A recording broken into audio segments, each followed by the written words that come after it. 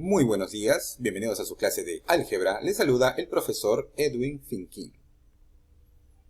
En esta ocasión vamos a resolver una pregunta que figura en el examen de la UNI del año 2021. Más específicamente sería la pregunta 15. Es una pregunta teórica y vamos a ver qué nos indica. Dice así: indique la alternativa correcta después de determinar si cada proposición es verdadera V o falsa F según el orden dado. Primer inciso dice: la ecuación logaritmo de 3x más 1 en base 2 es igual a 4 tiene solución en el intervalo abierto en menos un tercio hasta el infinito positivo. Proposición 2. Dice, tenemos dos funciones, f de x igual a x al cuadrado, g de x es igual al logaritmo de 1 entre x, ambas definidas entre el cero abierto hasta el infinito positivo. Entonces las gráficas de f y g se interceptan en un único punto. Ahí hablan acerca de la solución, pero de una solución simultánea de estas funciones. 3. Las funciones f de x es igual al logaritmo de x más 1 en base 2 y g de x igual al logaritmo de x más 2 en base 3 tienen un único punto en común. Vamos a ver cada una por separado. Comenzamos. Proposición 1. Me hablan acerca de esta ecuación. Como no hay ninguna complicación acerca de esta ecuación, lo que podemos hacer, y de hecho lo que debemos hacer, es aplicar la definición. Y más o menos nos quedaría esta estructura. 2 elevado a la cuarta es igual a 3x más 1.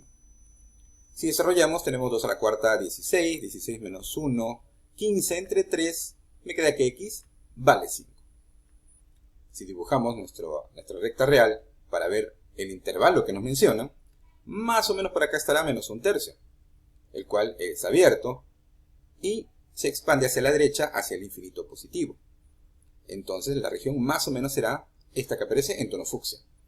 Vamos a ubicar nuestro x igual a 5. X igual a 5 estará por acá, a la derecha del negativo un tercio. Entonces se nota claramente de que el 5 pertenece al intervalo que nos dan. Por lo tanto, esta proposición resulta ser verdadera. Vamos a la segunda proposición.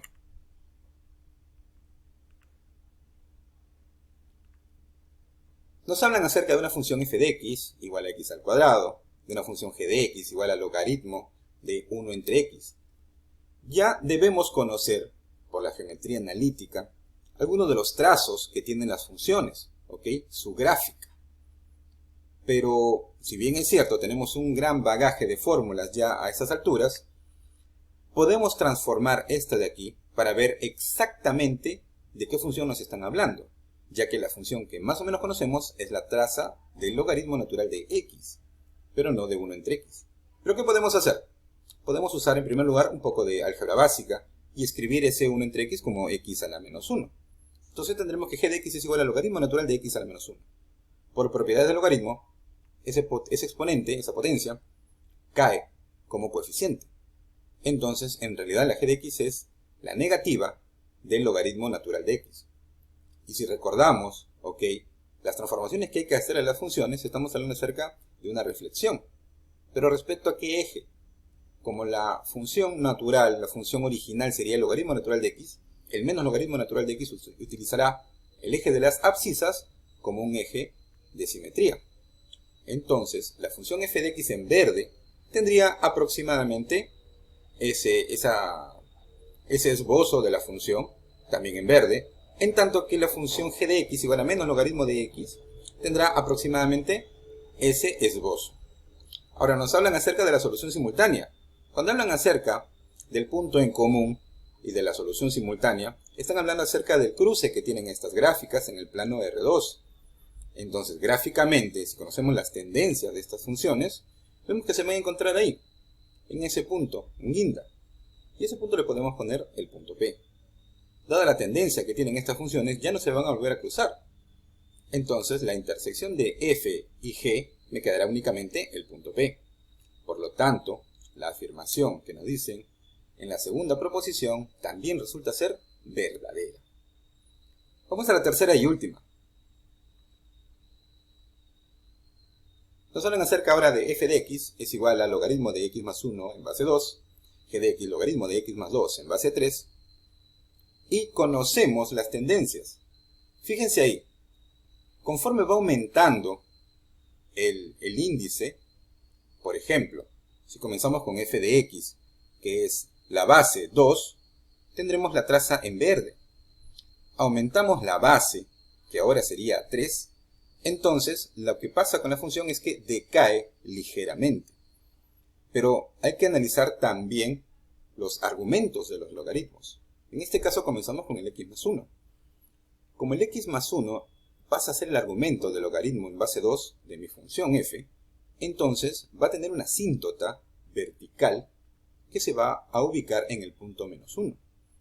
Es decir, a partir de esa asíntota hacia la derecha existirá la gráfica. De manera similar analizamos el argumento de la función g. Entonces, si igualamos x más 2 a 0, nos quedará que x es igual a menos 2 y ahí tendrá su asíntota la función g.